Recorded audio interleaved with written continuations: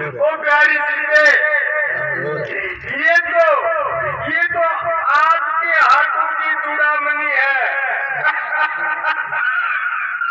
देखो देखो तुम्हारे दिन इनकी कैसी दुर्दशा हो रही है।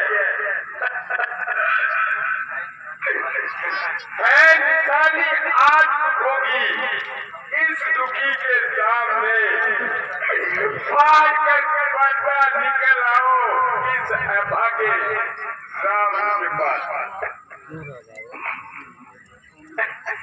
अब रोज दिन हमारे गर्दिश में आ रहे हैं। अब रोज दिन हमारे प्यार तेरे देवर मुझको रुला रहे हैं। अफसोस दिन हमारे।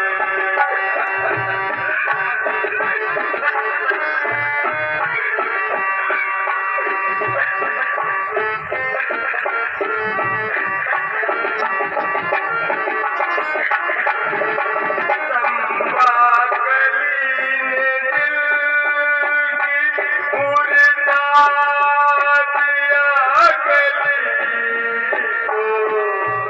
चंपा कली ने दिल की मुरझा दिया कली को। ये फूल मुझको पहला बना रहे हैं। अफसोस दिन हमारे गर्दिश में आ रहे हैं। प्यार तेरे देवर मुझको रुला रहे हैं। अफसोस दिन हमारे।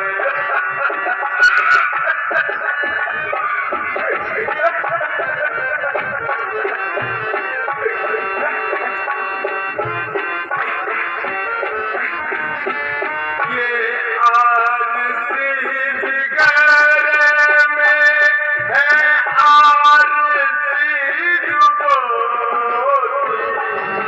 चलनी मेरा कलेजा चलनी बना रहे हैं। अफसोस दिन हमारे गर्दिश में आ रहे हैं। प्यार तेरे देवर मुझको रुला रहे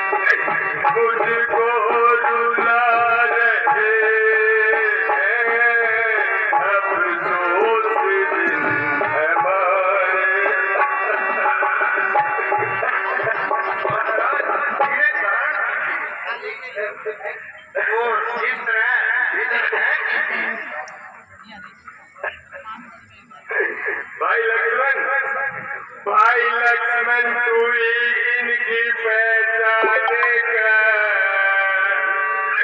भाई लक्ष्मण तू ही इनकी पहचानेगा, ये सीता के गहने भी है या नहीं, देख ले भाल ले खूब अच्छी तरह, ये सीता ने पहने भी है या नहीं।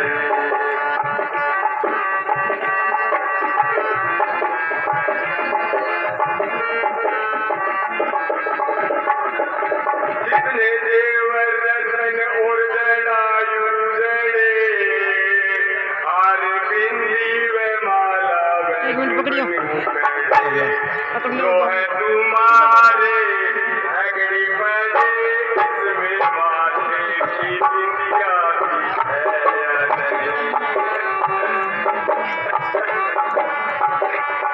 मेरे होश आवाज ठिकाने नहीं, इसलिए मैंने जेवर पहचाने नहीं। सीधो रखो। जोड़ी अयोध्या से आने नहीं, उसे उनको जवाब देना है या नहीं।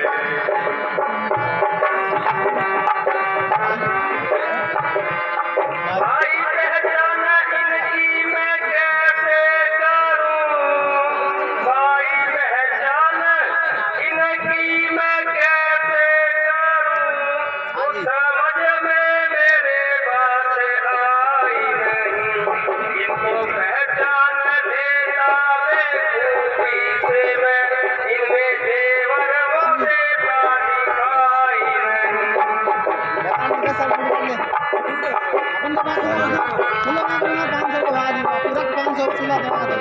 ये जो सर और गले के हैं जेवर परे, और चेहरे के सारे आभूषण संधरे, इनकी पहचान मुश्किल है मेरे लिए, अकल मेरी यहाँ काम करती नहीं।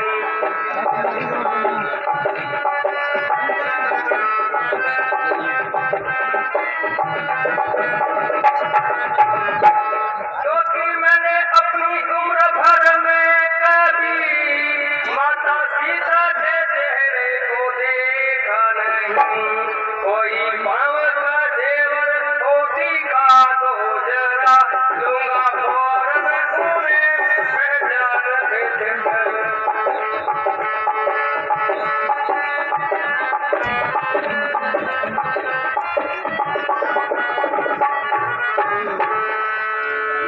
ये दादाजी, अगर कोई सांप का जेवर हो तो उन्हें मैं देख के पहचान लेता, क्योंकि माता जी का मुख मैंने आज तक कभी वो देखा ही नहीं, मैं तो उनके पाँव की तरफ ही देखता रहता था। हे सखा सुग्रीव जी, आप अपनी कथा सुनाइए और अपने भाई की शत्रुता का कारण बताइए। देशियों में एक समय में और मेरा भाई बाली दोनों राजधानी अपनी चिंतापुरी में बैठे हुए थे। दोनों भाइयों में बड़ा प्रेम भाव था। उसी समय मायावी नामक एक राक्षस आया और बाली को लड़ने के लिए ललकारा। भाई बाली उसको मारने के लिए भागा। मैं भी भाई के प्रेमवश होकर उनके पीछे चला गया। वह राक्षस बाली की बहन से एक पहाड़ की तंद्रा में छुप गया। बाली ने मुझे कहा, तुम यहाँ बैठो, मैं राक्षस को मार के आता हूँ और 15 दिन तक मेरा इंतजार करना। अगर मैं 15 दिन तक वापस नहीं आऊँ तो समझ लेना बाली मारा गया। मैं आज्ञा के अनुसार यहीं पे बैठा रहा। 1 महीने के पश्चात इंतजार करता रहा। ये प्रभु 1 महीने बाद भी उस कंदरा में से खून की धारा निकली। मैंने समझा कि उस राक्षस ने बाली को मार दिया और बाहर आकर मुझे भी मारेगा। उसके भय से मैं कंदरा के दरवाजे पर शीला लगाकर कंधा लौट आया। मंत्रियों ने गली खाली देखकर मुझे राज्य से कर दिया। फिर बाली उस राक्षस को मारकर आया तो मुझे राज करता देखकर उससे बड़ा क्रोध आया। उसने मुझे बहुत मारा।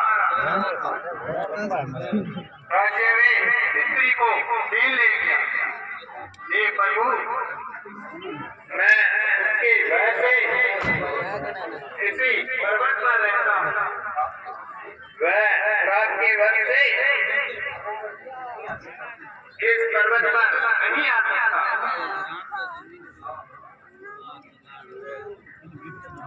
हे सखा, कहो बाली किस रात के कारण इस जगह नहीं आ सकता? हे प्रभु, एक समय बाली ने हेमगिरी राक्षस राम को मारा। मारकर इसी पर्वत पर फेंक दिया।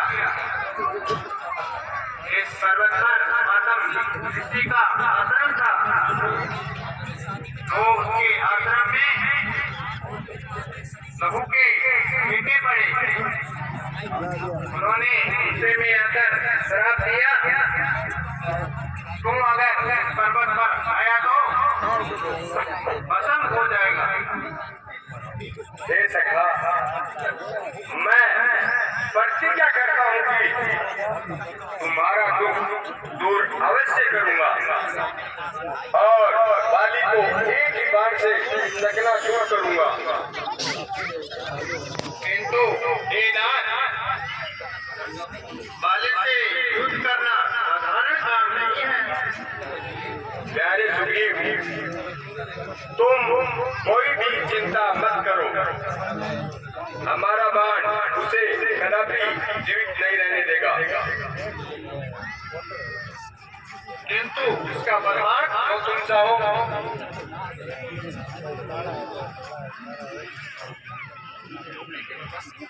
देखिए भगवान,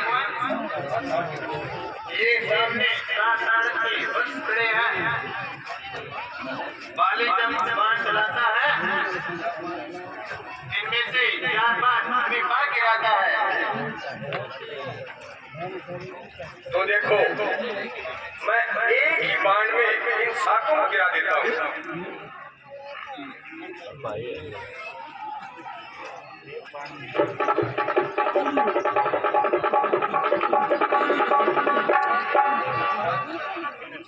तो महाराज, मैं जाता हूँ और उसे युद्ध के लिए बुलाता हूँ। मगर भगवान,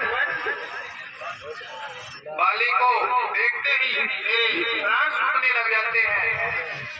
नहीं नहीं, घबराने की कोई बात नहीं। बस नाम मात्र का युद्ध करेंगे और उसे मार गिराएंगे।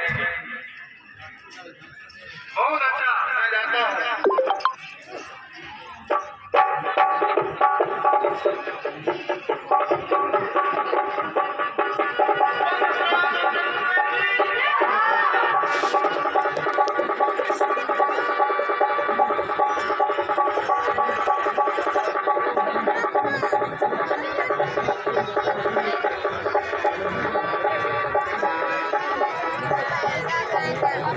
तो एक बार जोरदार जयकारा।